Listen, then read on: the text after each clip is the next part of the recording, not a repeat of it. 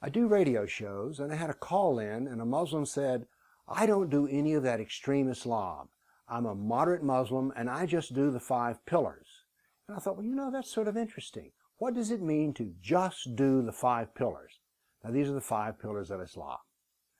The first is the Shahada. There is no God but Allah, and Muhammad is his prophet. Every Muslim believes this and says this. But what does this imply? It immediately implies that the most perfect man who ever lived is Muhammad, and that the Muslims should pattern themselves after the Sunnah of Muhammad. And what do we have with Muhammad? Well, we have a lot of things. He was a pagan killer, a Jew killer, and a Christian killer. He was an enslaver. He was in a child marriage. So he was a jihadist. So just by saying that you think that Muhammad is the perfect man, you've made some very strange alliances. Now then, the next is every Muslim has to pray 5 times a day. And here's some of the things they pray about.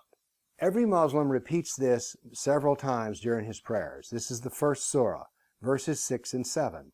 Show us the straight path, the path of those whom thou hast favored, Muslims, not the path of those who earn thine anger, Jews, nor of those who go astray, Christians. So built into the prayers 5 times a day is a denigration of Christians and Jews, and that's at the very minimum. Now we come to the next of the 5 pillars, the zakat, Muslim charity. Now you need to know this, the zakat only goes for Muslims, not to the kafir, the non-Muslims. And what is this money to be used for?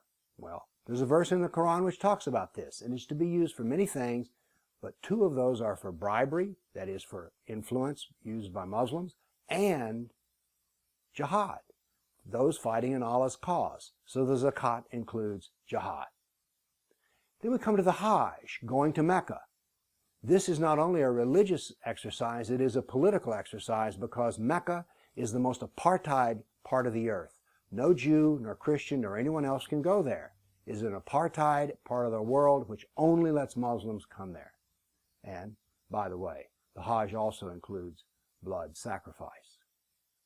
There's the element of Ramadan, which is not so harmful to the kafir, except for the fact that Islamic productivity goes down during Ramadan, and although it involves fasting, oddly enough, many Muslims gain weight.